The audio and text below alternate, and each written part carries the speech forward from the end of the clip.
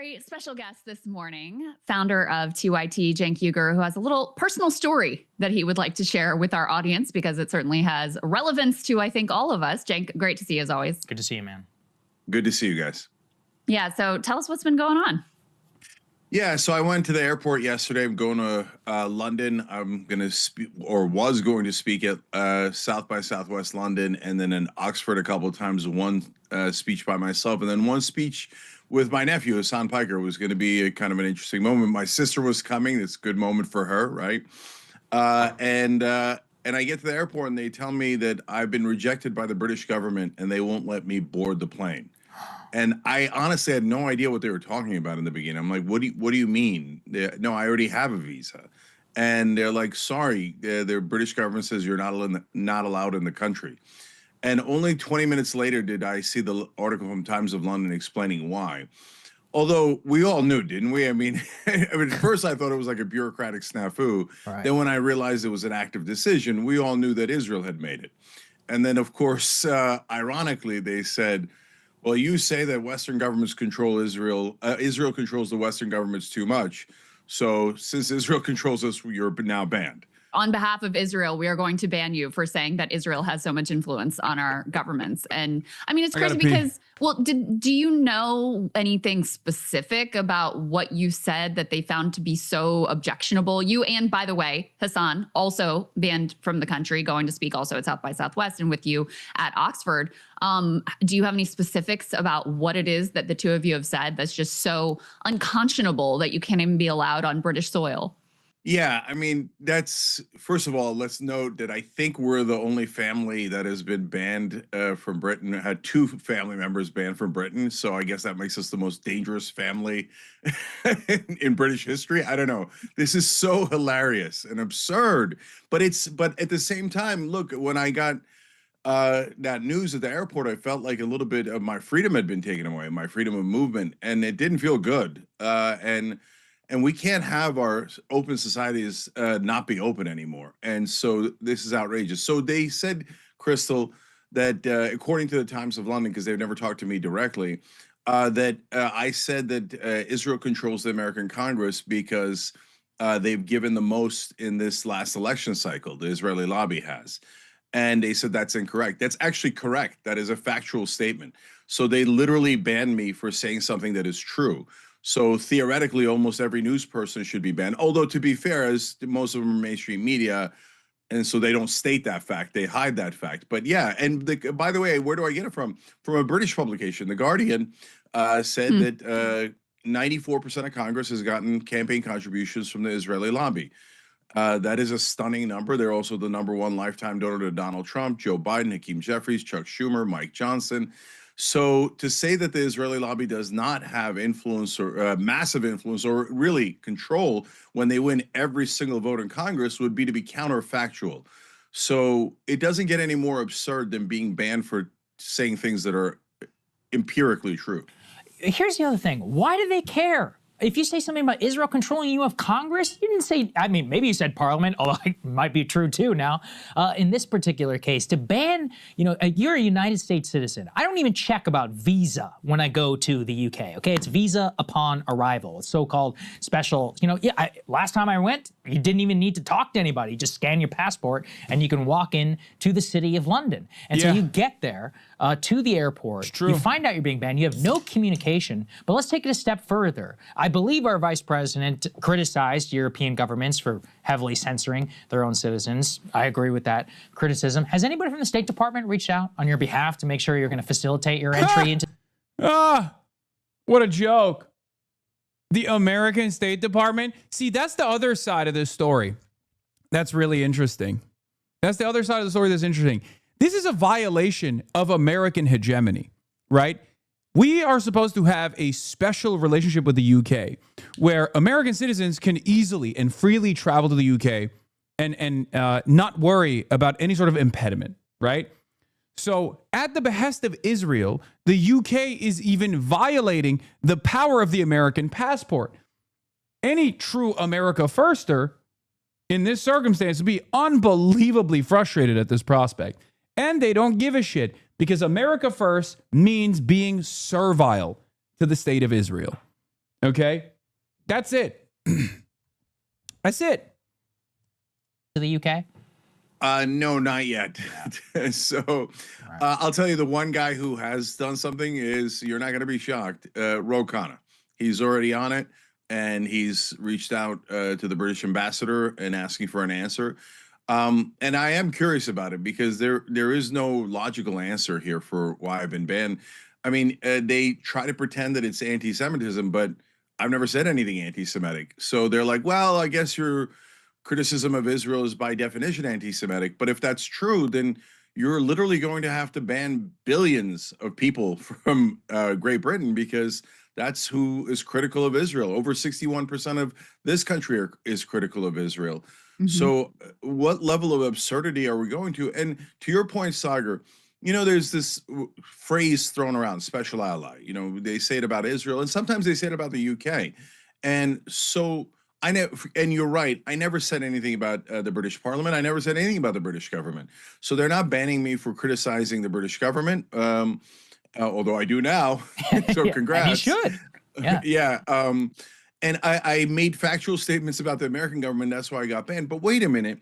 So apparently Israel is such a special ally of Britain that they'll even ban Americans. Like, we are an inferior ally to Israel, apparently, because American citizens will get banned if they so much as criticize the most special ally of all for apparently almost all Western governments. So how is this not absurd, guys? I mean, look, one more thing about that.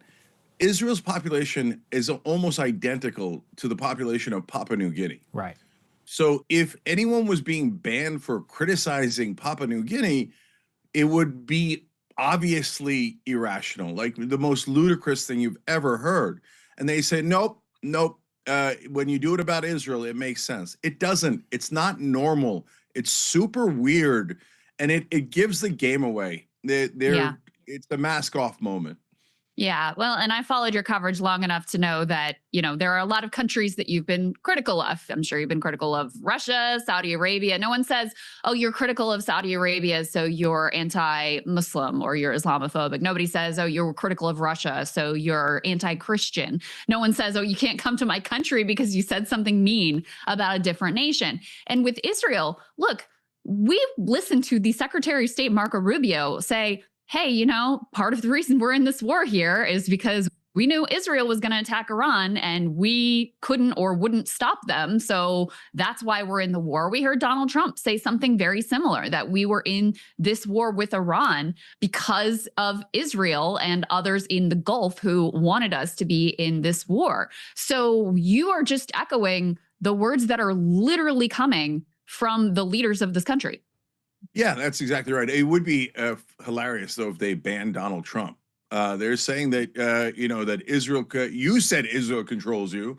So yeah, none of this stuff is going to happen. OK, obviously, this is, you know, Donald Trump is the biggest dick rider of Israel. I mean, I know Cenk is making a joke.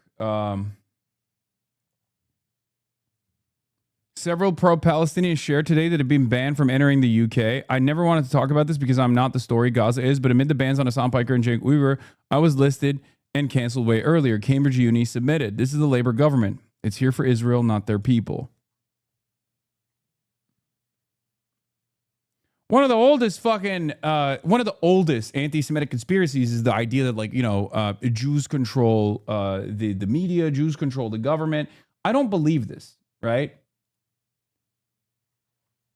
I don't advocate for that theory at all.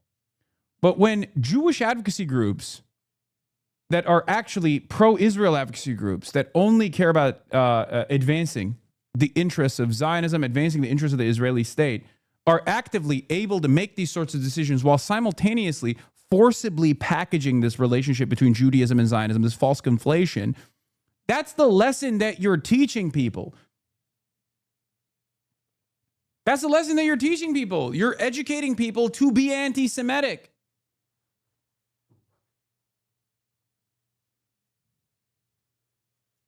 This doesn't change my calculation, nor the way I speak on these issues, regardless, because I don't believe it. I don't believe anyone is monolithic, and Jews are not monolithic either.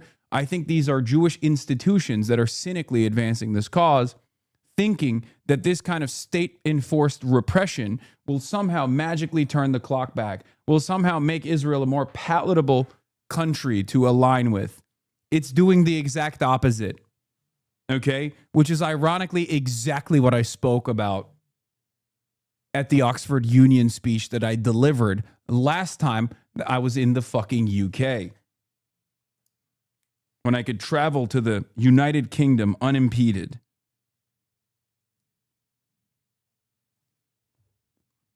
They didn't do it back then when there was probably a lot more motion and a lot more charitability to the demands institutions like this would be making. You know, Jewish institutions like this would be making that are Israel first, Zionist institutions. That's what's so interesting about it. They're doing it now when Israel's unpopularity is at its fucking peak, when everybody understands that if you dare to criticize the nation state of Israel for doing a genocide, for being an apartheid, immediately they're like, you're a dangerous anti-Semite and you should not be able to travel to the fucking UK. And you celebrate this shit. The ADL, America's most prominent organization combating anti-Semitism, is described as Hasan Piker's record of support for designated terrorist organizations and derogatory rhetoric about Jews represents a dangerous pattern. Yeah. Hasan Piker has also described how he does not have a single issue with Hezbollah as a form of militancy trying to incur penalties on the genocidal state of Israel. Yes. Yes. As a resistance front, that's what Hezbollah is doing. What do you want me to say? That they're bad, that they're doing a tremendous wrong, as Israel is literally talking about leveling Beirut suburbs, as Israel is leveling Beirut suburbs? Fuck you. Of course I stand by that. Argue on the basis of truth instead of just fucking hysterically yelling. When you have no argument, you silence the opposition. When you have no argument, you can't say a damn thing in favor of Israel. You just turn around and demand its critics be silenced. That's what's going on here. And with respect to Cenk, he doesn't do that, okay? Cenk has never, I don't think Cenk has ever defended the Palestinian resistance or the Lebanese resistance or the Iranian axis of resistance.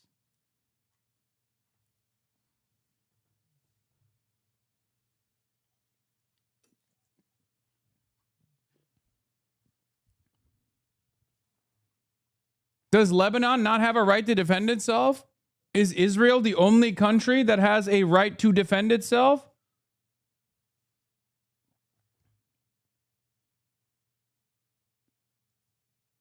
British actor Raoul Coley comments on the decision by UK Labour government to revoke Hasan Piker's visa. Yo, why the fuck is the UK government revoked Hasan Piker's visa? This is absurd. Incredibly disappointing to see this for my country. Fuck them and fuck Labour. Yeah. How do you feel about TYT's willingness to associate with Carlson and Owens? I don't care. I don't care. Okay. It's their goals. They have a different method. They have a different attitude about it all. I'm a little bit more restrained and a little bit more skeptical of far right reactionaries that have turned on the nation state of Israel after defending it their whole careers. It's fine. It's not a deal breaker for me. I don't personally think it's genuine. I don't personally think it's genuine, but it's not a deal breaker for me that other people think that this is a appropriate way to go about it. Having said that, however, look at Cenk. With all the inroads that he's made with right-wingers, it's not like they're fucking defending him either. Or even if some of them are, it's not changing the situation at all for him. Now, one might make the argument, as I'm sure many have, even on the left, the Groyperified left, say, oh, Hasan, you've always engaged in Jewish supremacy and Jewish exceptionalism because you criticize anti-Semitism as a bigotry, as a dangerous form of bigotry. Well, look how far that got you. Those people don't understand. I don't combat anti-Semitism because I'm paying the piper. I combat anti-Semitism because I think anti-Semitism, just like every other form of bigotry, is still repugnant. Okay? That's it.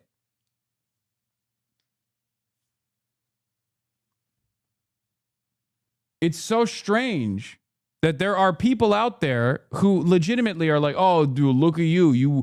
You won't call out the Jews. You won't call out the Jews. You won't say it's the Jews that are doing this to you. Well, yeah, because I'm not a fucking child. I'm not a fucking idiot. This is fascism, okay? That's what this is. It's Jewish fascism to a certain degree, absolutely. Jewish supremacy plays a formative role in Zionism. Zionism is fascism, and its expression is certainly defended by a lot of Jewish fascists. It's not like Jews are incapable of being fascist. But the same goes for Christian Zionists as well. Zionism is a supremacist ideology, a Jewish supremacist ideology that is inherently racist. And here, look no further than what took place at the Israel parade yesterday. This is why I say liberal Zionism is still an expression of fascism.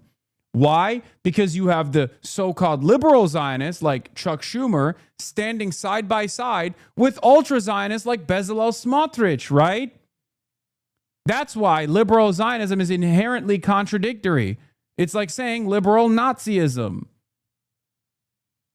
Because at the end of the day, when it fucking matters, at the end of the day, when where it actually matters, you have no functional difference when you're defending the nation state of Israel doing a genocide as a liberal Zionist than Bezalel Smotrich, who supports it to the fucking hilt. Yeah, Kathy Hochul, Chuck Schumer, Letitia James.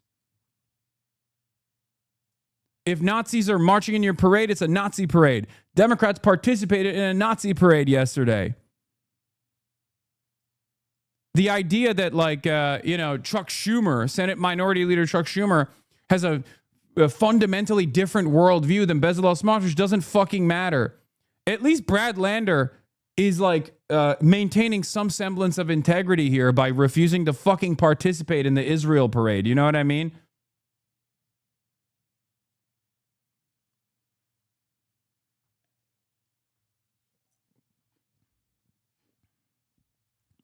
Shame on everyone that went to this parade. Shame on them.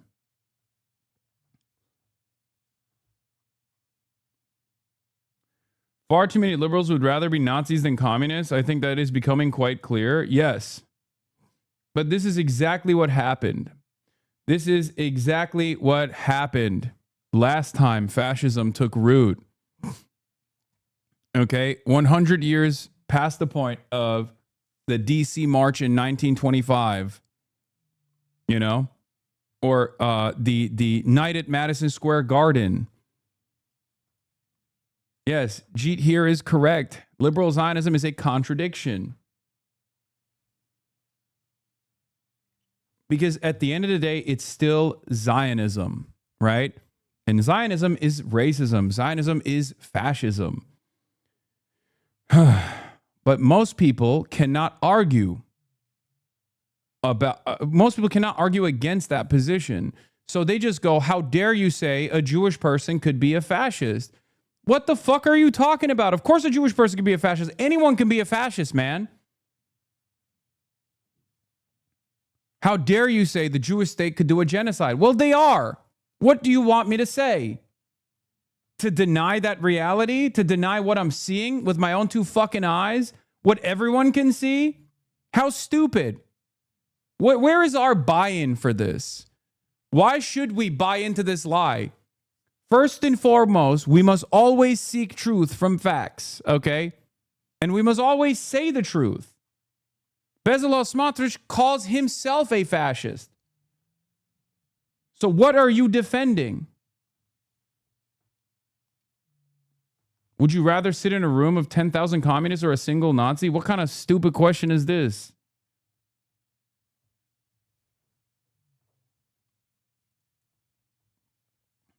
We're both proud Jewish New Yorkers, but there are sharp and clear differences between us on Israel and Palestine. For example, Dan Goldman marched alongside war criminal Bezalel Smotrich yesterday, who called it just and moral to starve Gaza. I did not.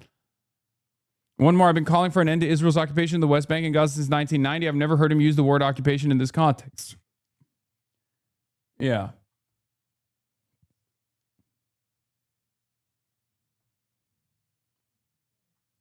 Has anyone done a detailed analysis on quantum Zionism as an overall PR strategy? Israel is both an abstract moral idea and a state in urgent need of F-35s. It's a democracy, but an explicit ethno-supremacist state. It's interchangeable with Jewish identity, then it isn't.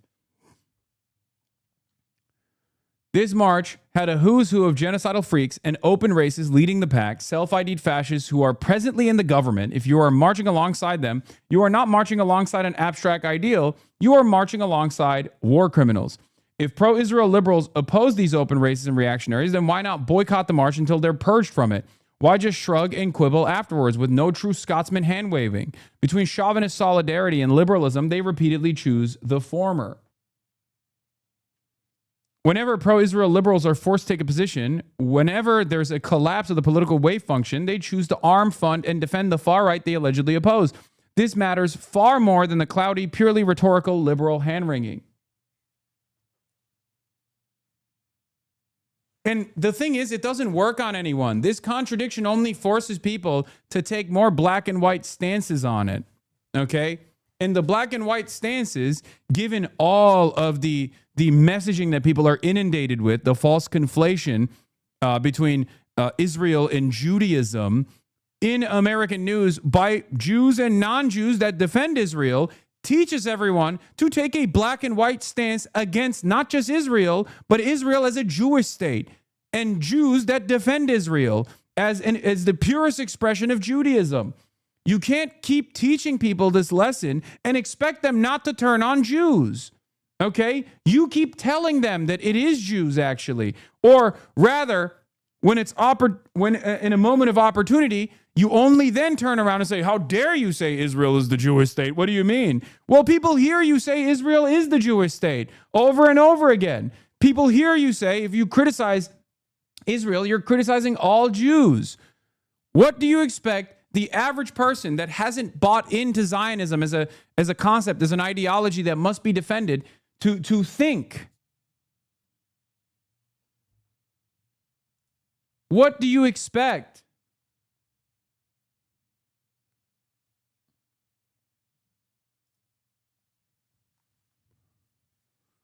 Of course people are going to learn that lesson, especially when you also routinely fucking attack people who don't make that conflation, people who fight against that conflation. You are actively trying to design discourse to churn out anti-Semitism as the highest expression of anti-Zionism, and you're not going to like the results. Okay? You're not going to fucking like the results. There's going to be a turning point where people go, all right, what the fuck am I doing? Why am I supposed to care about this?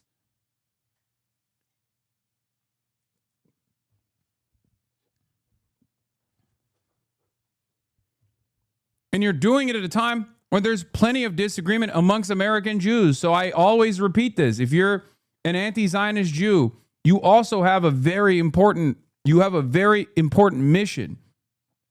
Okay? You have to be loud and proud and fight back against your institutions that you're a part of, your communities that you're a part of, that is singular in their expression when it comes to defending Israel's actions, that consistently says Judaism and Zionism are tied to one another. Okay? They're inseparable, because all of that plays into the hands of Nazis. All of that plays into the hands of fascists. Right now, we have Jewish fascism that is Zionist on one side, and we have anti-Semitic fascism that is growing once again. Okay? You are feeding into anti-Semitic fascism. You will not like the results. If anti-Zionism is an inevitability, do you want that to be a pure expression of anti-genocide, anti-imperialism, or do you want that to be an anti-Semitic version? Because if you don't mind it being an anti-Semitic version now, you might mind it later down the line. It's fucking insane. I can't believe people don't see this reality.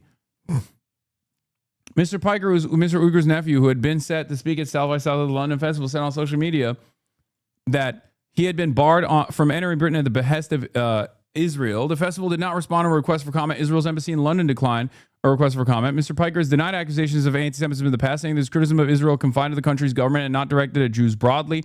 On his podcast, Mr. Piker has said that Hamas-led attacks was a direct consequence of actions by the Israeli and U.S. governments. The decision to block Mr. Uyghur and Mr. Piker comes at a fraught time for the British government, which is trying to balance fears of rising anti-Semitism with debates about free speech in the social media age.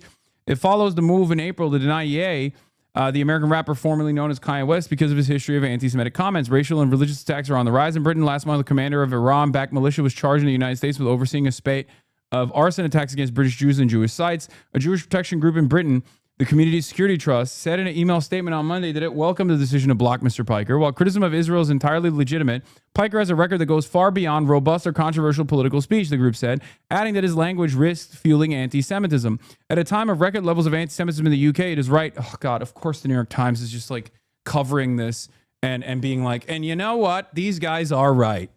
This is what I'm talking about. This is precisely what I'm talking about.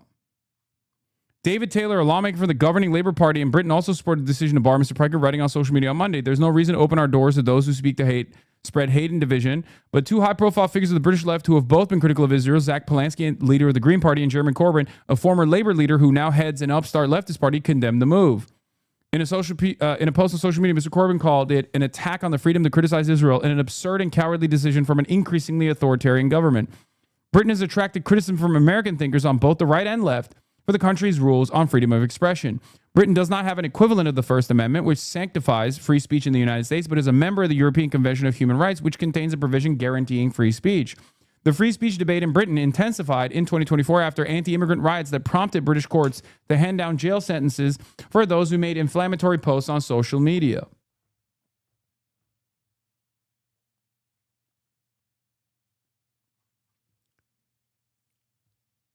Activists in Britain have also been fighting a legal battle against the British government over the arrest of peaceful protesters who carry signs in support of a pro-Palestine organization, Palestine Action, that the authorities have labeled a terrorist group.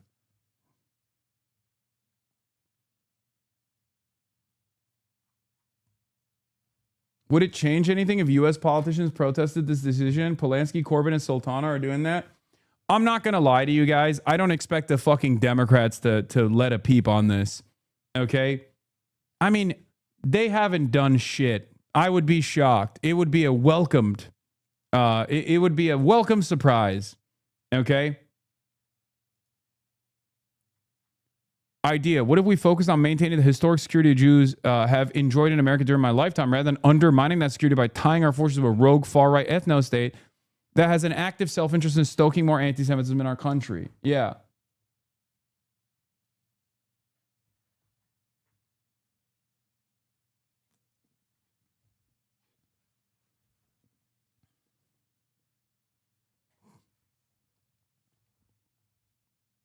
If anything, prominent Democrats that speak on this issue will probably be the likes of Josh Gottheimer, who will turn around and say, we should do the same here in the United States of America.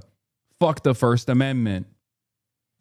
Why have two U.S. commentators been banned from entering the UK? There's an explainer. Piker, 34, Uyghur's nephew. How are they banned? Home Office confirmed the electronic travel authorization. There's no official on the record statement, but it's understood that both men have been blocked because of concerns they would exacerbate anti-Semitism. See, the thing is,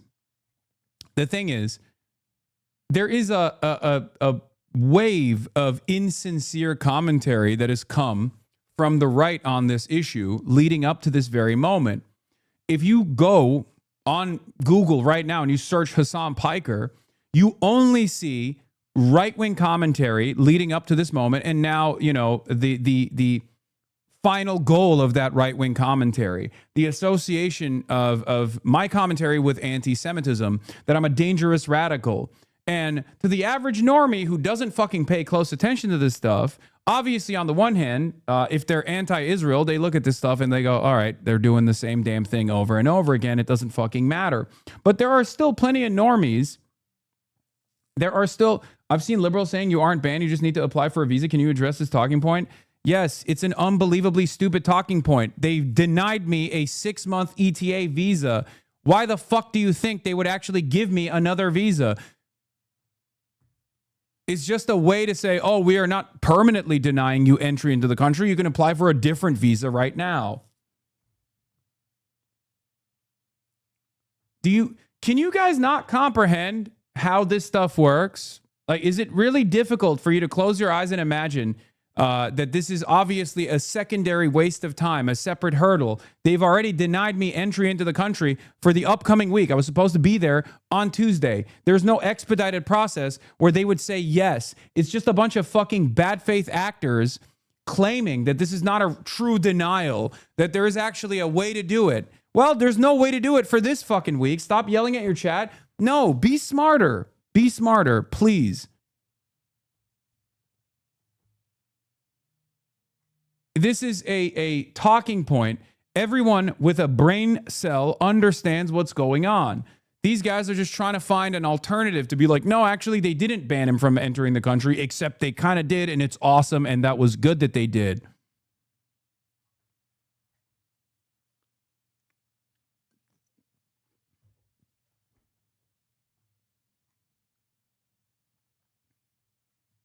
Will you still talk online to Zach? Oh, Polanski? Yes.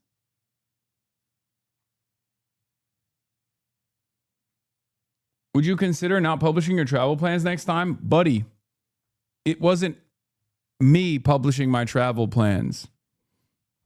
It was South by Southwest that invited me. I was going to do a bunch of other shit. I said yes to South by Southwest.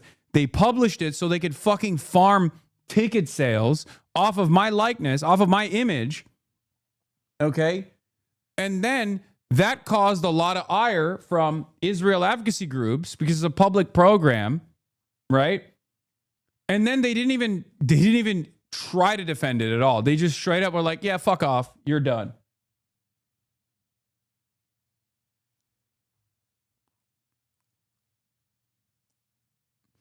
Now they're using, dude, if one more person fucking says Breaking Points is using AI images of me on their thumbnails, I'm going to fucking lose it. Just stop.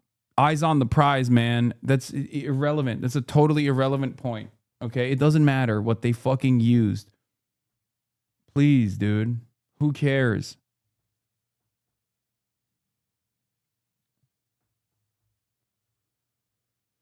Huh. CNN wrote a positive headline about you? Yeah, I saw.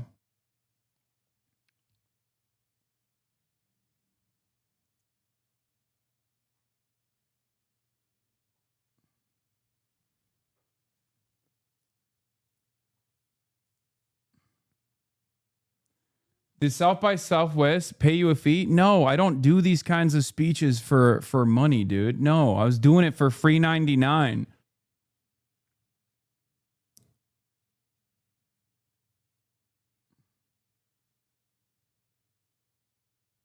Yeah, I probably am going to do Oxford Union remotely. But it's not the same. It's just like kind of sucks when you do it. Like everything I do is technically a remote broadcast when I'm in the United States of America. British people can just like hear what I have to say and tune in all the time.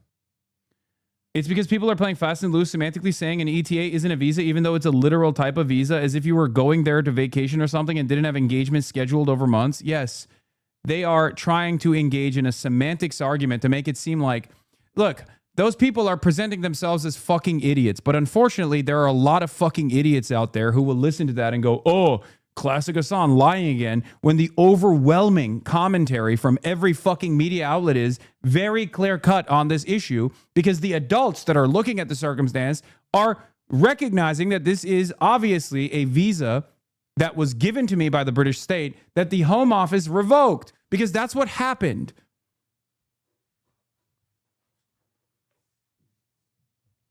That's the normal way to acquire a visa to enter the United Kingdom from the United States of America. And in the past, you didn't even have to do that, as a matter of fact. We wanted to have our bases covered because we thought that the British government wouldn't be this cucked to Israel. I was wrong.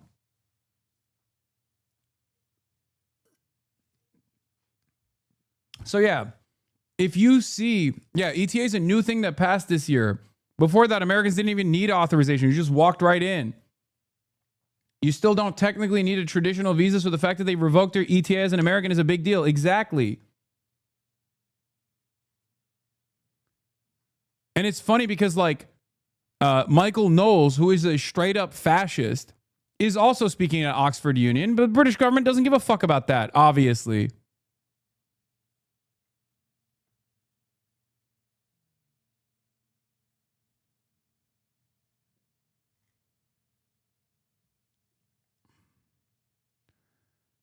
You know what's really funny about this is that the American government, my government, right? My government is running around and saying that during the World Cup, during all these like international events that are going to be taking place in the United States of America over the summer, it's starting right now, they are going to stop random British people from entering the country and check their fucking social media. So British people are already worried. British people are already fucking worried about experiencing exactly what I just experienced. And there are British people out there who, on the one hand, are criticizing the American government's like ridiculous actions, ridiculous repression, ridiculous surveillance, while simultaneously celebrating the actions by the Labor government.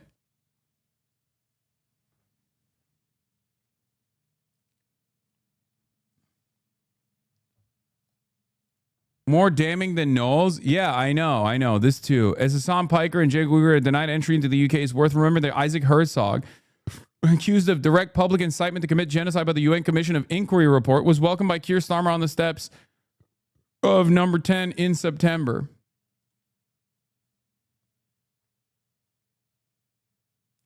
Yeah.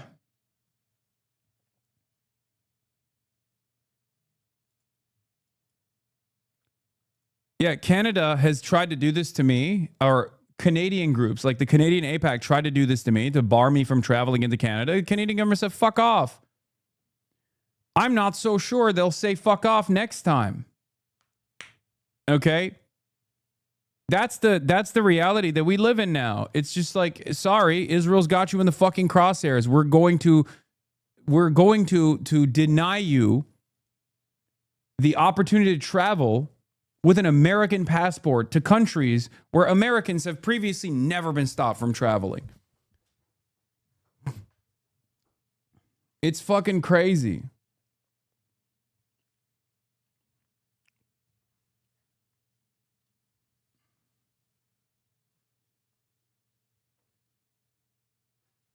Yeah. I know. We'll see. We'll see if I can go back to Canada. We'll see if I can go to Australia. Because they're a part of the Commonwealth. So whatever the UK is doing, they follow suit.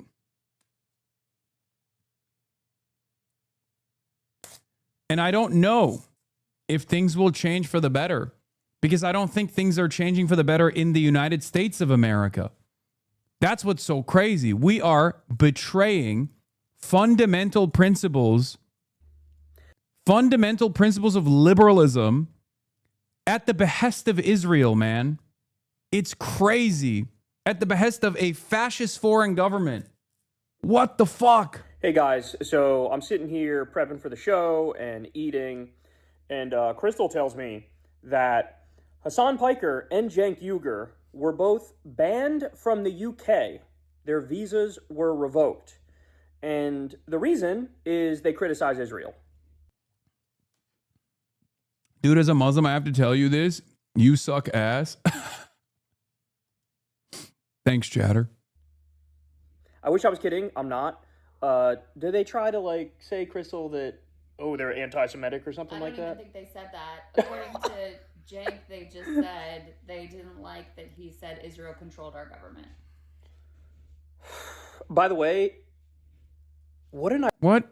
No, Canadian APAC, American Israel PAC is still not a Canadian institution. What are you talking about? You've been gaslit by the U.S. government from both sides as long as this platform has gained traction. You've fallen for the toxic MPD style manipulation every time to the point that I genuinely question if you're a willing participant. Get a real political strategist. South by Southwest is a Texas-based storefront for the U.S. to push its tech agenda, and new toys to the UK. U.S.-based stakeholders made the call to ban you. Dude, what are you talking about? It was the British Home Office that fucking banned me from entering the country.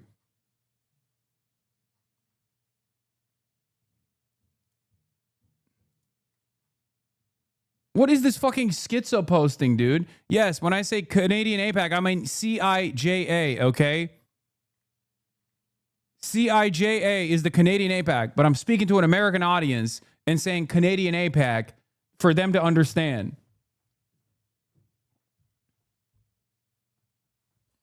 Everyone thinks they got mad clarity on this fucking issue, dude. Oh, you've been duped into thinking that South by Southwest is not the reason why I got fucking banned. I got banned by the British government. Do you guys not have the capacity to read? What is going on? There are literally chatters in here who just refuse to read the 750,000 articles that have been written about the British Home Office choosing to fucking deny me the visa that they gave me initially at the behest of pro-Israel advocacy organizations. And you're like, nah, dude, it's actually the tech CEOs that got this to take place. Like they did that. And it's like, no, they didn't. They did not. Read. Fuck. Ironic way to react, because like you're just making his case more solid. Correct. Like what a ridiculous. Oh yeah, you're so out of bounds that I will do exactly the thing that you said I do. Like what the fuck is this? We'll show you by banning you from our country on behalf of Israel. We'll show you that Israel's not in charge. Now at the same time, Bezalel Smotrich, the genocidal freak from Israel, one of the top government officials, who said like all of Gaza should be destroyed. I mean, he's got, a litany of horrendous, disgusting statements. He was just in the U.S., in New York, for the Israel parade. So if you're following along here, genocidal criminals are apparently allowed in our country, but Hasan and Cenk can't go to the UK because they've said mean and accurate things about Israel. So, I mean, look, man, this is one of those things where it's like, the West, whatever the fuck that means, we're not free. We're not free. It's ludicrous at this point to call us free. Whether it's, going after Rumeysa Ozturk and Mahmoud Khalil, going after the people who made jokes about Charlie Kirk, the 1,001 ways Trump has, sued the media and tried to silence the media for criticizing him. It's at the point now where it's like we've hit a tipping point. And I think it's fair to say we are in outright authoritarianism, not only in this country, but in the UK. And I should point out, this was the Labour government that did it in the UK. The Labour government. So what's supposed to be the nominally left-wing party just decided to ban Hasan and Cenk for criticizing Israel. In fact, Hasan, when he was going to the UK, one of the things he was going to do, among a bunch of things, is have some sort of event or do some sort of interview with Jeremy Corbyn, the former leader of the Labour Party. But now the Keir Starmer's Labour Party is apparently so authoritarian and so anti-free speech and so anti-truth that you get banned for saying things that are just factually accurate. By the way, as I'm sure you guys know, I've heard Hasan do rants and Cenk do rants where they actually stress the point that you cannot and should not blame all Jews for the actions of Israel. And they've explained that in phenomenal ways where there's no denying these people actually care about anti-Semitism, but they also are anti-genocide and anti-apartheid and anti-terrorism. But here we are, man. I really feel like the Israel lobby is sort of out over its skis here. You've already lost the entire younger generation, and this is only going to lock that in place and solidify it. It is wild to me that you can have stuff like this happen. You could have these anti-BDS laws in America where you can't get a government contract if you criticize Israel. It's very strange, the outright authoritarian extremist tactics that this government uses and this lobby uses to try to get their way. It really is. They really are among the worst of the worst in terms of their impact on our politics. And the thing is now, everybody sees it. Everybody sees it. There's no way around it. You're not going to gaslight us out of the obvious truth that you guys have way too much money, way too much impact in our politics, and now it's at the point where, like, you know, well-meaning left-leaning commentators can't even go into your country to give a speech. Like, and stop and think about this. So if you're in the UK, like, you could just turn on Twitch or go to YouTube and watch Hasan say the same things that he would say if he was giving speeches in the UK in person. Like, what do you, like, how are you, like, keeping the country safer or whatever fucking bullshit you want to peddle here? And the fact of the matter is, it's got nothing to do with that. They know it's got nothing to do with that. You are committing the ultimate sin and the ultimate crime if you criticize the Israeli terror rape state. Okay? That's how they view it. So we're going to try to censor you. We're going to try to silence you. And they're trying to lay a precedent here where it's like, if you're thinking about speaking out, if you're thinking about criticizing Israel, don't fucking do it. Shut the fuck up, or maybe your life gets ruined. Right? Maybe you can't go to these places that you want to go to because you dare to actually tell the truth about the genocide that we all witnessed with our own two eyes. So, I don't know, man. It's really dark and really disturbing to see even a labor government, right, who are supposed to nominally be the good guys. Even the labor government is now just going full, like, MAGA, authoritarian, fascist, and catering to, like, the worst government on earth. If I'm being honest, it really makes me think, like, they have insane dirt on Keir Starmer as well. Like, that's actually what this makes me think. In the same way that we know that, you know, Trump is blackmailed with the Epstein files and they got all sorts of dirt on him, and I'm sure we don't know the half of it at this point, it makes me think that they have something really, really dark and disgusting and disturbing on Keir Starmer. Because this is, like, on top of being stupid and wrong, it's also kind of humiliating. It's also humiliating. So anyway, solidarity with Hasan, solidarity with Cenk. I genuinely find this crazy. And I'm, you know, me and Chrysler are looking at each other like, I guess we're banned from there too, probably. You know, like, if we were to try to go, it'd probably be the same shit, right? Maybe we're fortunate enough because there hasn't been as many negative headlines about us, but we're getting there. We're getting there. Give maybe a year or two more before there's just as many, like, outrage headlines about me or you as there is about Hasan, you know? We gotta get to work. So, yeah, truly. But I would say to Hasan, where does a badge of honor, you know? Where does a badge of honor? This is one of those things that, like, they write about it in the history books. And they say, like, yeah, this is when everybody lost their fucking minds. And they went full authoritarian to protect the world's most depraved, genocidal, terror rape state that's currently committing multiple genocides and fighting on 7 fronts. So, where does a badge of honor? But what a dark, dark world that we live in, man.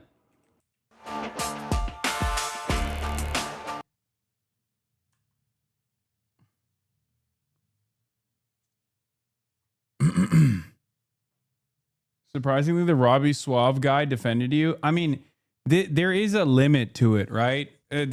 People have to maintain their dignity, right? They have to maintain their credibility. So defending the British government's, like, arbitrary restrictions against free expression of this sort is going to make you look like a fucking clown ass. I tell you who's not. That's the reason why. That's the reason why they a lot of these guys that normally lean into these ridiculous smears, these ridiculous criticisms, have to still turn around and say, "Well, this is a bridge too far." You know?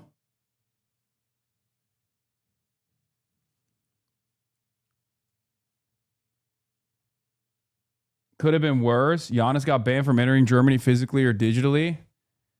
What do you mean, dude? It's just, this is it. This is the same shit. What are you talking about?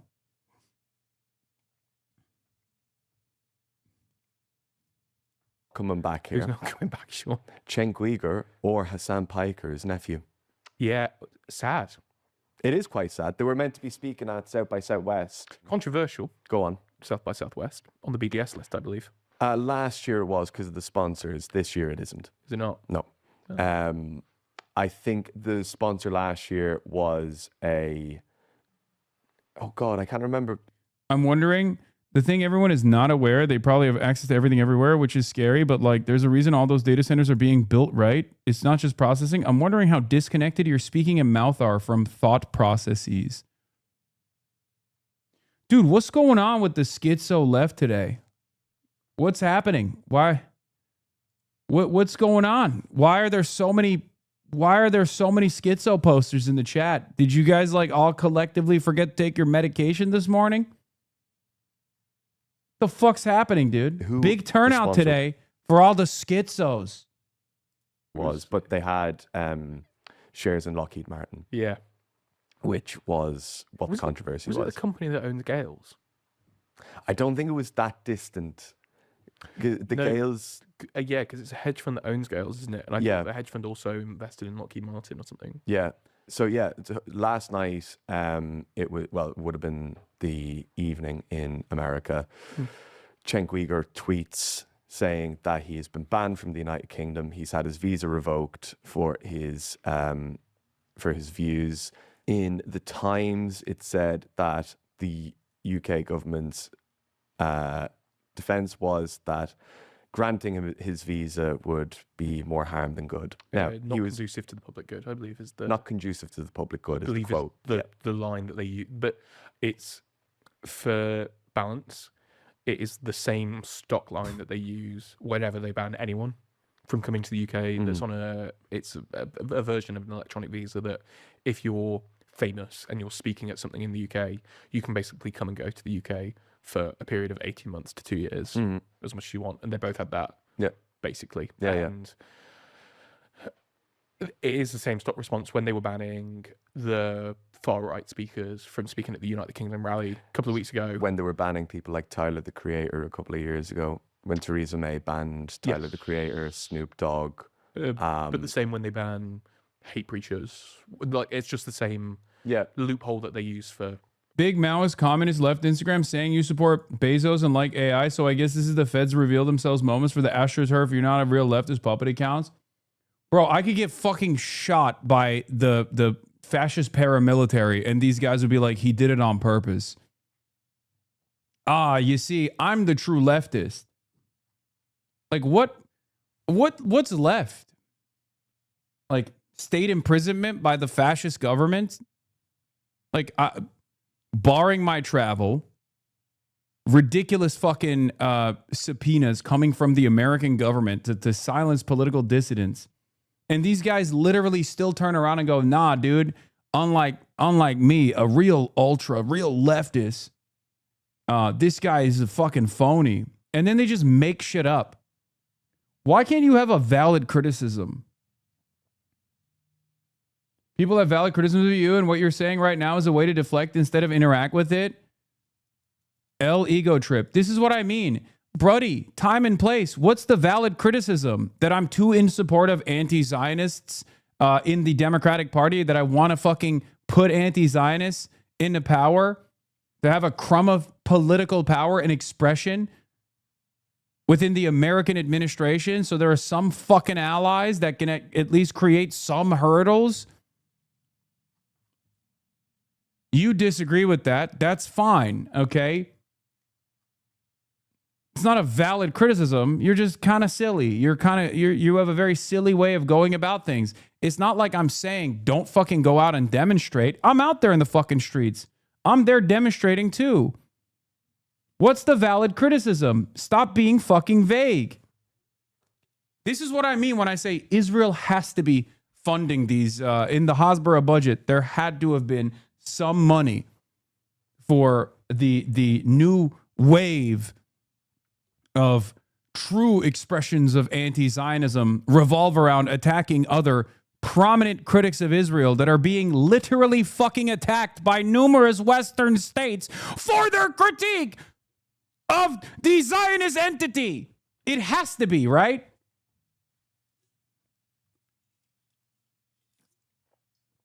Motherfucker, I got a fucking congressional bill condemning me. The right wing, a bipartisan congressional bill demanding I get deplatformed. The fucking American fascist state actively coming after me with ridiculous lawfare. The British government turning around and saying you can't travel to the country because of your fucking commentary against Israel. And you still turn around and you're like, no, we got valid critiques, bro. You're deflecting it away. Or maybe you're out of your fucking mind or potentially paid by the state of Israel to constantly behave like a wrecker. What I'm telling you is when you say I could get shot, people say I'm doing it on purpose is nonsense, a way to protect your ego. No one would say that. Yes, they are. They are doing it right now because this is the one step removed from being fucking shot by the fascists. I just gave you 3 clear-cut examples. The one that remains is directly going to prison or being killed. That's it. What more remains here? What more remains? With your estimation, what more could the state fucking do? They could jail me right now or kill me. So if you're doing it at this point, if you're still going, nah, these are valid criticisms actually that you're deflecting away, then it's very clear. You're not a serious person.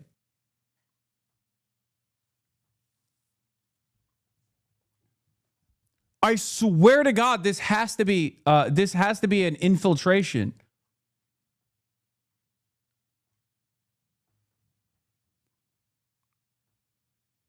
IG post aimed at CIA left comms LARPing as leftists. What?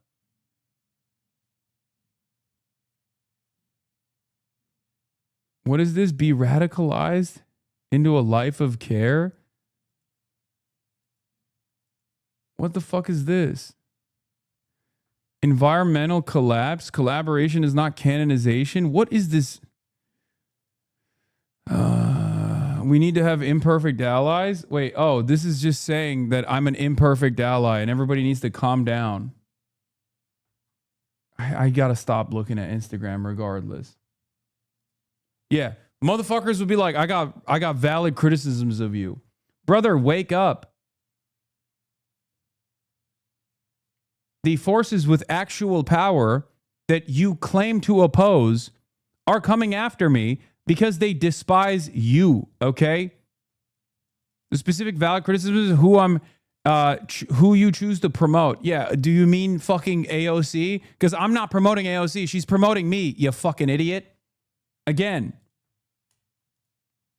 I don't have the power there. She does. She's not only a congressperson, but one of the most popular congresspersons in the Democratic Party. Bernie Sanders, is that who you're saying? The literal most popular congressperson in the United States of America, in spite of our disagreements on the issue of Israel.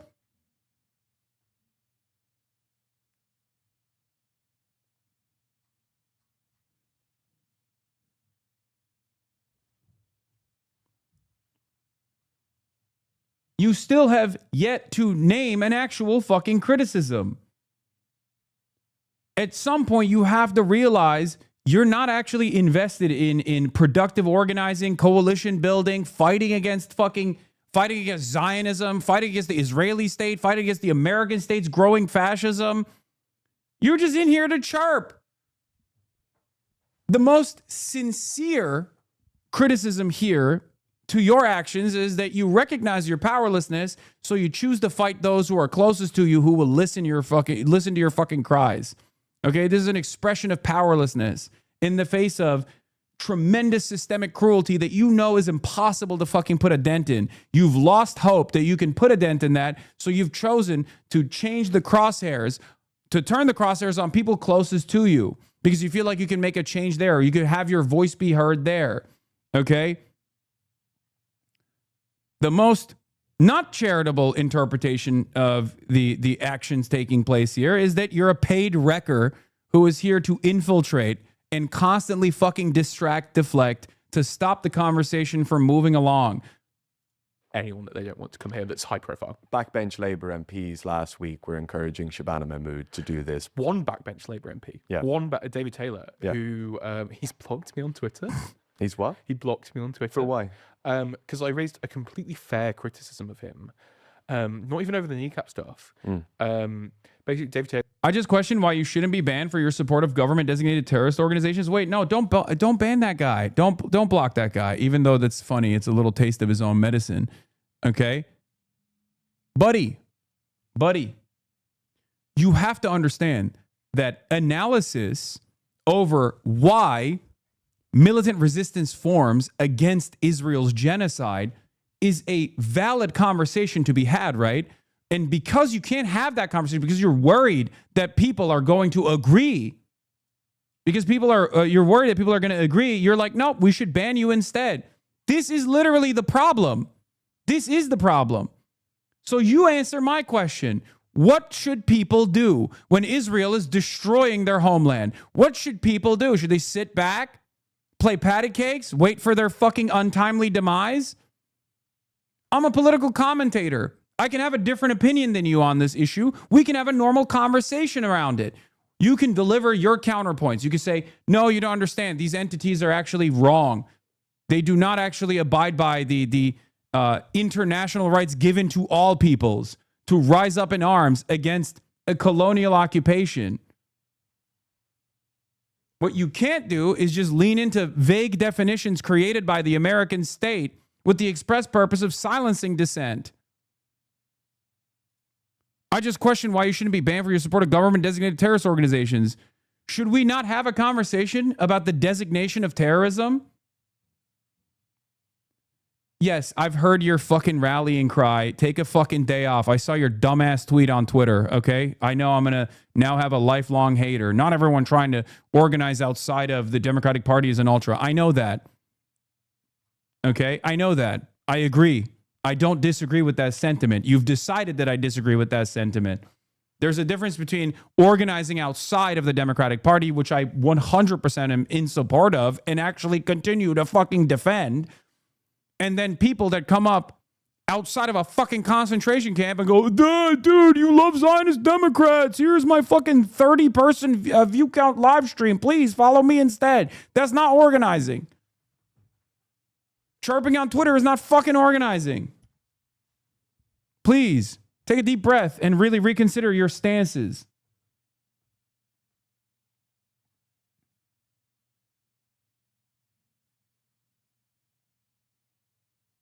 When the fuck have I denied organizing outside of the Democratic Party? When the fuck have I said that that's a bad thing? Anyway, as we were saying, how can they can resist in ways that doesn't go out of their way to harm civilians? What the fuck are you talking about, brother? They can resist in ways that doesn't go out of their way to harm civilians. That's your assessment. See how we're having a conversation now? See how we're having a conversation all of a sudden?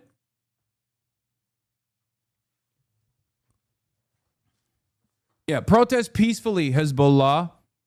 Protest peacefully, Palestinians.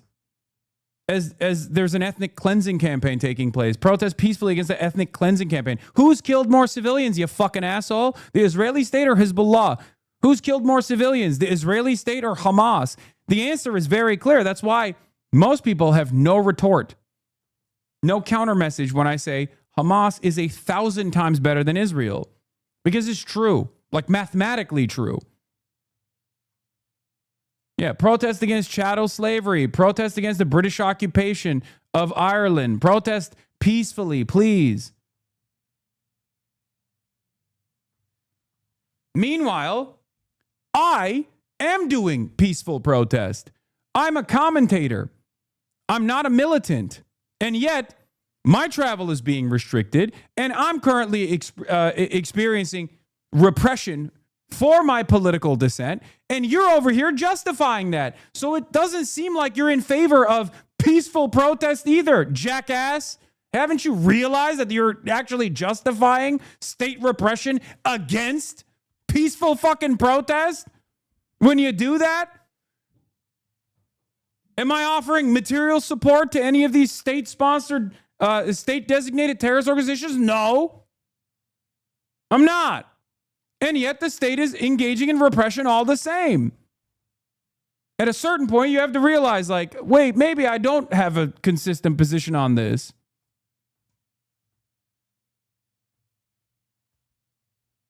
This is not a justification of targeting civilians. You are saying they're deliberately targeting civilians, for the record.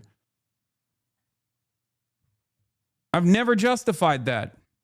If I did, I'd be defending the Israeli state because they do that as a matter of state policy, as a matter of military policy.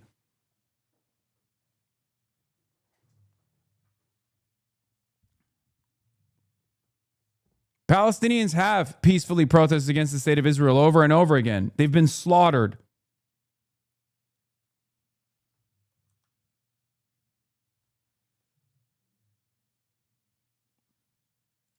Anyway, we're moving on from this. We're moving on from this conversation, unless there's like new updates later down the line, but doesn't seem to be the case, right?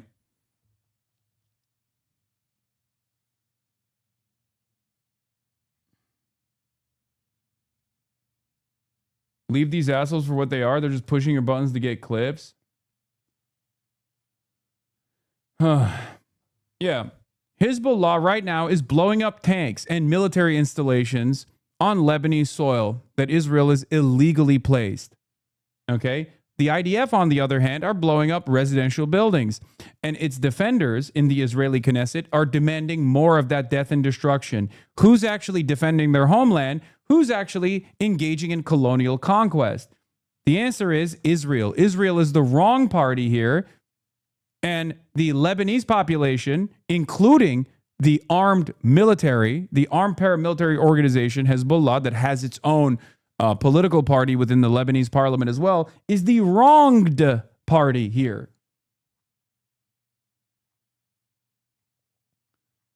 And it's really funny that you demand state repression and justify it for a fucking political commentator because you disagree with it, while simultaneously making it seem as though I'm engaging in an act of terrorism.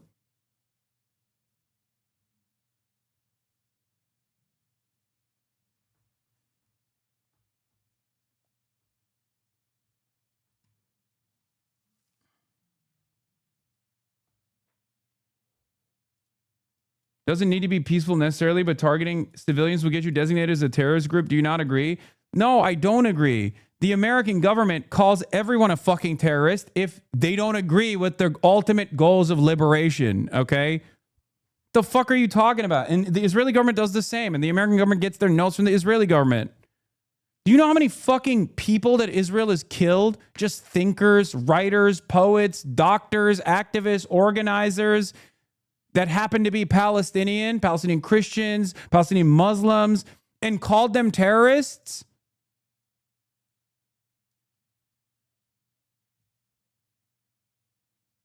The whole point of free expression is so we can have a conversation about the silly designation. Hezbollah was not prescribed as a terrorist organization until recently in the British by the British government, as a matter of fact. Hezbollah and Hamas are not prescribed as terrorist organizations in most of the planet, but it doesn't matter because we live in the Western world and we only care about what America has decided or what Israel has decided is a terrorist organization. Nelson Mandela was on the terrorism watch list until 2008. Do you think he's a terrorist? Perhaps this is a good way to comprehend that the terrorism designation is an unhelpful one and an intentionally vague one, specifically. Oh, here we go. Here's another American terrorist right here, Representative Josh Gottheimer. This from the guy who said Hamas is 1,000 times better than Israel after Hamas attempted to exterminate the Jews. Your Nazi detector might be broken, Hasan.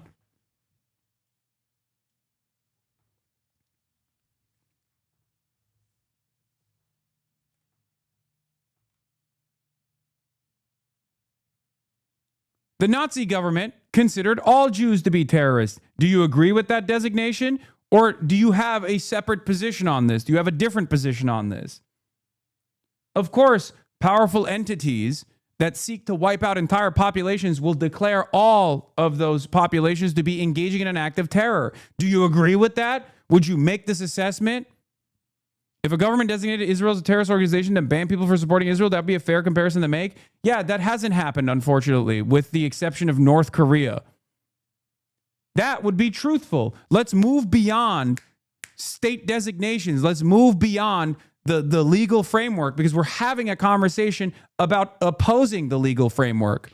Okay? Let's have a conversation about whether you think it's an appropriate thing to do. Yes, also, the terrorism designation has no standing in international law anyway. Israel's a fucking apartheid ethno-state that's done a genocide and continuing to expand militarily into Lebanon, Syria, numerous other countries. that has destabilized the entire global energy markets because it wanted to fucking kill Iranians and destabilize Iran and destroy Iran, a country with 93 million people. Oh, yeah. Israel just carried out a massacre in Tyre, completely demolishing 3 buildings. Yeah, I'm not going to sit here and fucking say that the people who are fighting back against this are wrong to do so. They're not. They're not wrong to do so. I don't care if the fucking British government considers that to be offensive. The fuck do you mean? Of course they're going to fight back against this. What are you talking about? The problem here is you can't put yourself in the shoes of people who used to live in those buildings. You think they deserved it. I don't. Okay? That's the difference. And unfortunately, there are a lot of people who also think that these people kind of deserve it, or they don't even think about this. If you had any shame, if you had any fucking moral compass, you would never sit here and defend baby killers. And yet you are. You're taking the long route to defend baby killers. Trump says Netanyahu will not go into Beirut. Yeah, that doesn't mean shit. It's Joe Biden 2.0 over here.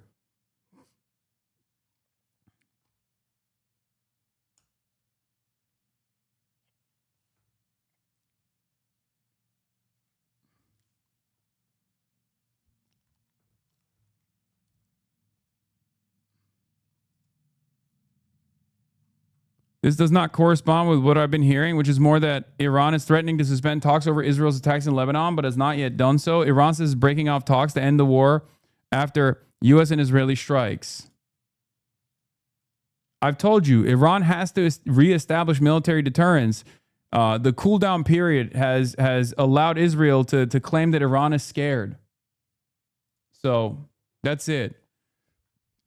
Prime Minister Benjamin Netanyahu, I spoke with President Trump this evening and told him that if Hezbollah does not stop attacking our cities and citizens, Israel will attack terror targets in Beirut. Our position remains the same. At the same time, IDF will continue to operate as planned in southern Lebanon. Trump reins in Netanyahu over Lebanon after Iran threatens to quit talks. So is Netanyahu now openly boasting to the world he doesn't care what the president of the United States thinks or says? Well, Piers, he clearly didn't care when it was Joe Biden. And why should he care if it's Donald Trump? Donald Trump eats Benjamin Netanyahu's dick for breakfast every morning. Why the fuck would he care? We've never reined Israel in since the first Trump administration. So we've taught them that they can do this without accountability. Why? Why should he do something different? Trump on the push and pull. He's hearing that I should move faster or move slower or go to war or not go to war with Iran. Iran really wants to make a deal, and it will be a good one for the USA and those that are with us. But don't the Democrats and very seemingly unpatriotic Republicans understand that it is much tougher for me to properly do my job and negotiate when political hacks keep negatively chirping at levels never seen before over and over again that I should move faster or move slower or go to war or not go to war or whatever. Just sit back and relax. It will all work out well in the end. It always does. He's such a fucking idiot, dude. Yeah, Gregory Brew, senior analyst for Iran and oil at Eurasia Group, says, for what it's worth, markets turning red and Brent climbing on headlines from Iran state media that contain a bunch of threats on what might happen if there's no new ceasefire in Lebanon is a good illustration of why Iran is trying to get a new ceasefire in Lebanon. If you have leverage, why not use it? The problem is America acts as though it doesn't have any responsibility here whatsoever. America is the principal negotiator on the other side. All it needs to do is restrain Israel, but they can't for some reason. I don't know what it is. Iranian CTV releasing this video as the country says it launched missiles at U.S. military forces. This morning, U.S. Central Command confirming they successfully intercepted 2 Iranian ballistic missiles targeting American forces based in Kuwait, amid growing uncertainty over a peace deal. The president sitting down for an interview with his daughter-in-law, Lara Trump. We're getting what we want slowly. Very tough negotiators. It takes a long time. I'm in no hurry. Sources tell ABC News President Trump sent Iran changes to a proposed framework for the country to consider. But just a week ago, the president said the deal was already largely negotiated. President Trump laying out the terms of the potential agreement, saying Iran must agree to never obtain a nuclear weapon, turn over its remaining enriched uranium, and reopen the Strait of Hormuz. President Trump spent the weekend on the golf course, largely out of sight. On Friday, he huddled with top national security advisors in the Situation Room for 2 hours, saying he would make a final determination on a framework to extend the ceasefire and gradually reopen the Strait of Hormuz. This morning, Iranian state media is reporting the country's top officials are reviewing the president's proposals. The country's top negotiator casting doubt on how quickly a deal could come together, reportedly saying, quote, "Do not trust the enemy's words and promises." Complicating negotiations, Iran's insistence that the war end on all fronts, including Israel's massive ground operation in Lebanon. Israel now pushing further into the country than they have in 26 years as they fight Iranian-backed Hezbollah. Capturing Beaufort Castle, nestled on a strategic mountaintop, the Israeli flag now flying above its walls. Israeli strikes have devastated Lebanon. The country's health ministry says more than 3,400 people have been killed since March, with over 10,000 wounded. The head of the National Security Commission for the Iranian parliament says if the attacks against Lebanon are not completely halted, dark days await the Zionist regime and the American forces in the region. They themselves know full well that is not a threat. Our fingers are on the trigger.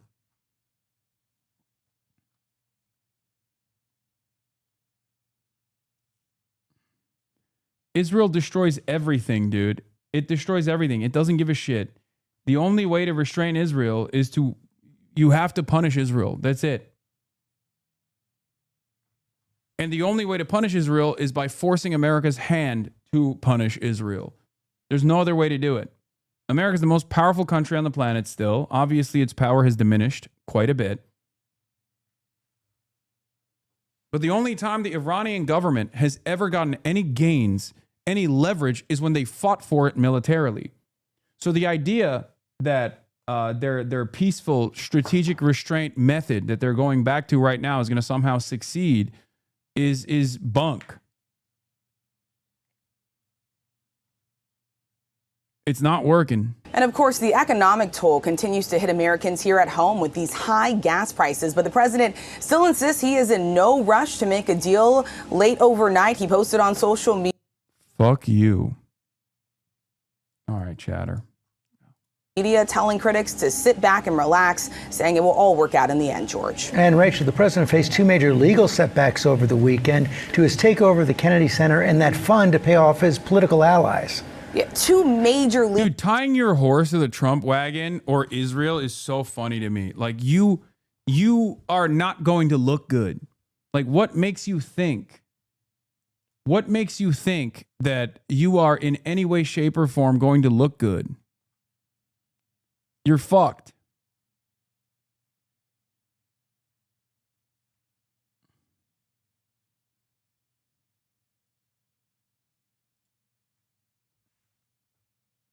Embarrassing for you to do this, especially now. Setbacks in the course of just 24 hours. So let's start with that so-called anti-weaponization fund, that $1.8 billion that could pave the way for even those who were convicted on January 6th of beating police officers to receive payouts. Well, a judge ruling that not a single dollar could be handed out until further legal deliberations over whether or not this is in fact legal. Then just hours later, the president suffered yet another setback. A judge in a different jurisdiction ruling that neither the president nor his hand-picked board had the authority to rename the Kennedy Center. That judge now giving the Trump administration 14 days to take down the president's name from that building, insisting Congress gave the Kennedy Center its name and only Congress can remove it, George. Rachel Scott, thanks very much.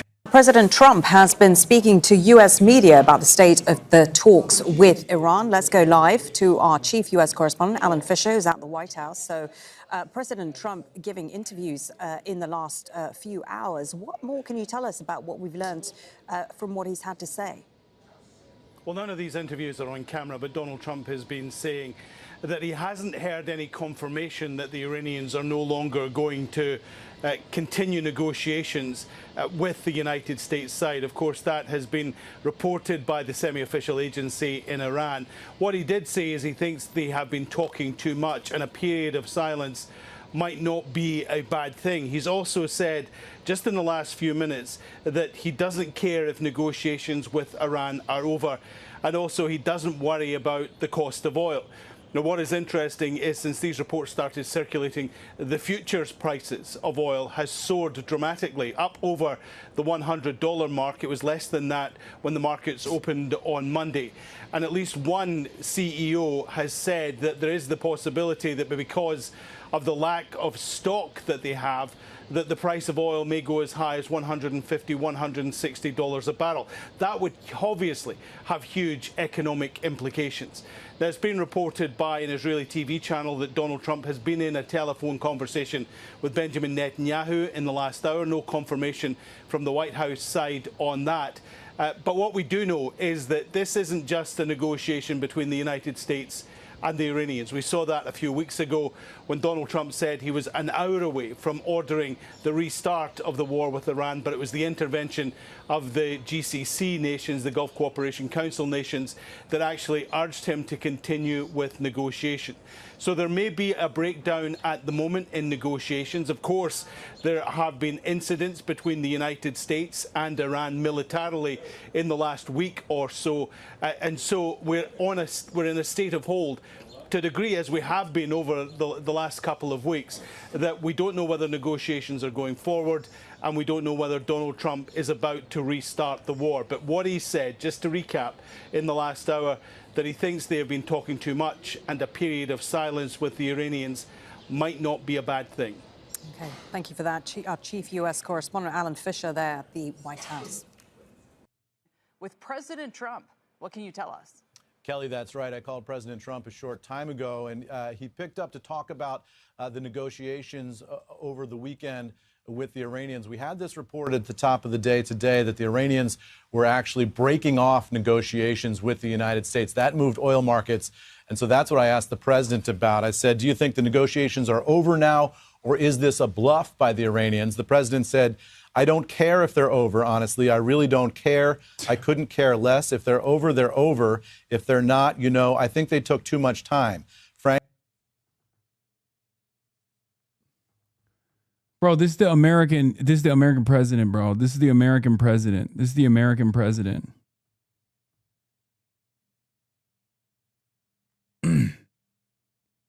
This is who's leading the country. And what's even more nutty is that the overwhelming majority of Americans that have supported Trump in the past simply don't give a shit. Or if they actually care enough to learn about what's going on, support it. What do we do? What do we do? What do we do? What do we do? What do we do? How can we, like, what can we do? And when you speak out against it, the government says you need to shut the fuck up.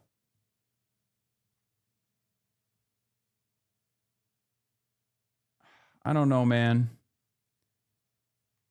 Truly a horrifying state of affairs. Frankly, I think they started to get a little boring. The president said he thinks that the Iranian side was tapping us along, that is, that they were stalling for time.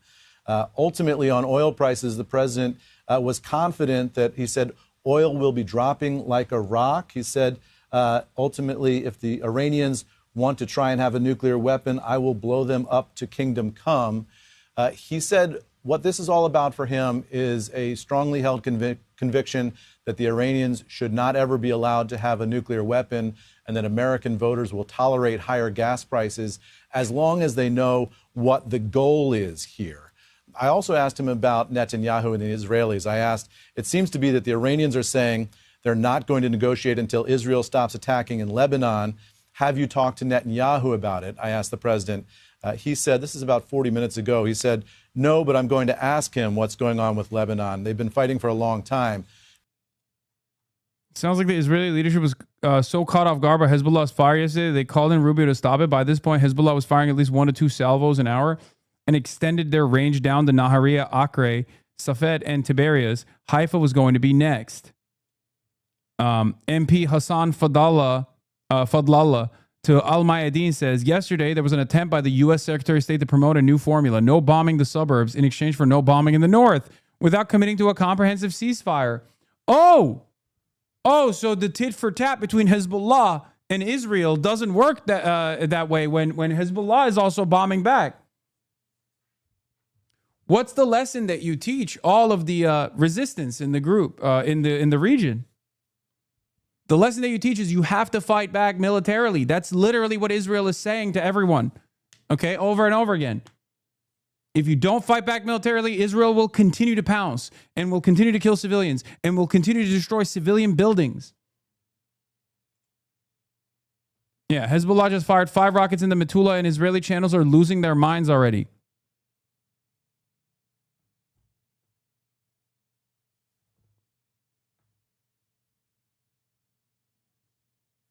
We have been informed by the President of the Republic that President Trump contacted Lebanese ambassador and requested a halt to the mutual attacks as a prelude to a comprehensive ceasefire. This matter is being followed up, and communication with the President of the Republic on this issue is ongoing. We will not accept a return to the situation before March 2nd.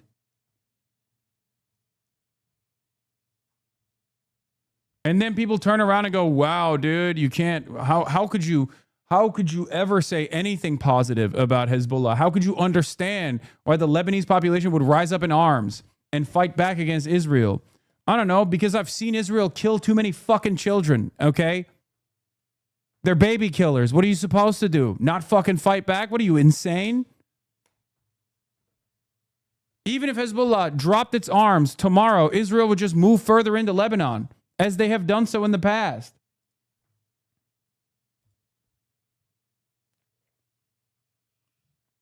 Same goes for the Palestinian resistance in its entirety. Nobody wants this. The Lebanese population doesn't want this. The rest of the world doesn't want this. Iran doesn't want this. Only Israel wants this. Some in America don't want this either. Many in America don't want this either. But even in the American administration, they're saying this is ridiculous. This has gone on for far too long. Hasan, can you react to a critique of you? Is Hasan Piker's a Fed on YouTube? I would rather turn on a video game and fucking kill myself than watch some random ultra claiming that I'm a fucking federal agent while I'm literally in the process of being prosecuted by the federal government, you fucking moron. So no, I'm not going to be doing that. Okay? Sometimes not all critique is constructive. Sometimes the person engaging in critique is actually a schizophrenic weirdo who might have actually been paid by the fucking Israeli state, as a matter of fact, to engage in this sort of critique, to suck up as many dumb fucks like you to think, well, I think I'm entertaining this idiotic conspiracy theory. Are you fucking stupid?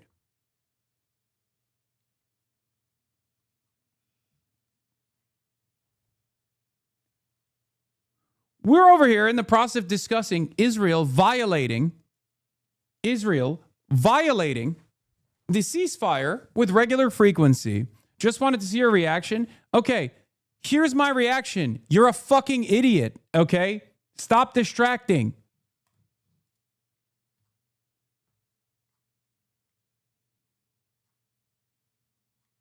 We're over here having a conversation about Israel doing death and destruction campaigns in Lebanon, and this guy's like, I want you to watch this fucking schizophrenic communoid who fucking posted to 35 people. I happen to be one of the people in the algorithm. You should watch this video. Fuck.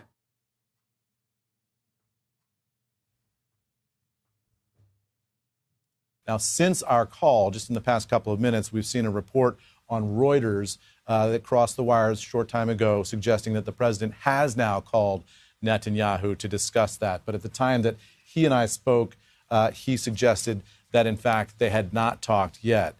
So then I asked him, what is the end game here? The gaudy bullshit behind the White House is the new UFC hall that they're designing, that they're putting up. In terms of the Strait of Hormuz, how ultimately are we going to get out of the situation that we're in? The president said he thinks that NATO should come in and help the United States out. He said they're the ones. He said, we don't use the strait. We don't need it. We have a lot of oil. And I said, have you talked to anybody at NATO about that? Have they changed their tune on coming in to help the United States in the strait? He said they would if I wanted to, but we don't need them. We don't need NATO. They were very weak and very sad. And the last thing I would leave you with is this idea of, where we go from here. I asked the president, when all this is over, how do you bring this to an end if negotiations are not happening and the ceasefire is in place? I asked him, is it time to end the ceasefire? And the president said, we'll see. Let's say I knew exactly what... Someone said, wait, I'm autistic. Is that actually a UFC thing? Yes. Yes. I'm not joking. Yes, that is a Superdome that they're building in front of the fucking front lawn of the White House to put a UFC fight under it.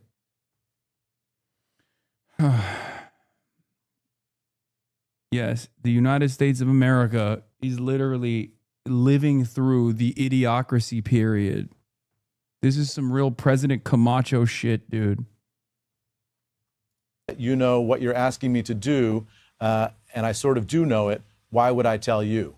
So the president there suggesting that he does have a plan that he's not going to talk to the media about, naturally, to end this situation. But clearly, the president suggesting that he doesn't care that negotiations have wound down with the Iranians. And he thought that the Iranians stringing the U.S. along in the first place and that those negotiations took too long. So there you have the U.S. response, Kelly, to what we saw this morning from the Iranian side saying that they were breaking off negotiations. Back over to you.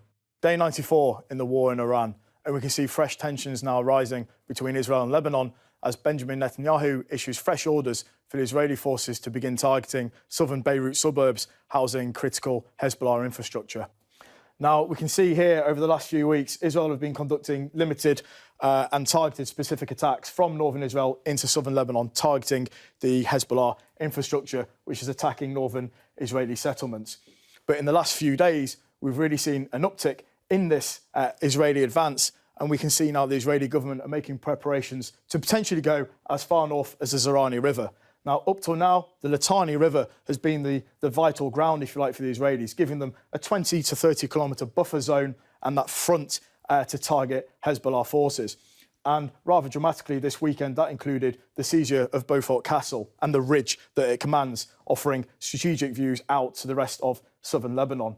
Now, if we just look for a comparison, this grey line at the top, this grey box, that denotes the extent of the Israeli military operation from 1985 to 2000, where they held that ground fighting against the PLA and the PLO. So given that history, people are understandably sceptical that this will be over in a matter of days or weeks, and rather it's going to be part of a much broader long-term Israeli military campaign. Now, again, just looking at this in a little bit more detail, we can see the Litani River here and Beaufort Castle, and really the ability now for the Israelis to sweep down the plain from the high ground and seize Nabatea, this crucial Lebanese city, hosting not just civilians and a large civilian population, but also Hezbollah infrastructure. From here, they can easily then sweep just from the northern suburbs and reach the Zerani River, giving them that 40-kilometre strategic front. Now, this grey area here denotes the evacuation zone, which the Israelis have already publicly announced for the Lebanese in this area, who are already pulling out in scenes of, relative chaos and confusion, not really knowing where the Israelis are going to be coming from. Going to the next slide ever so briefly, we can see here the Beaufort Castle and the strategic views. Now, having been in this area extensively myself and knowing the ground, this will give the Israelis that enormous strategic front going forwards, that really commanding position. Now, this is all part of the US-Iran shadow war and shadow diplomacy, where each are trying to seek greater leverage or exert that greater leverage on the other force going forwards.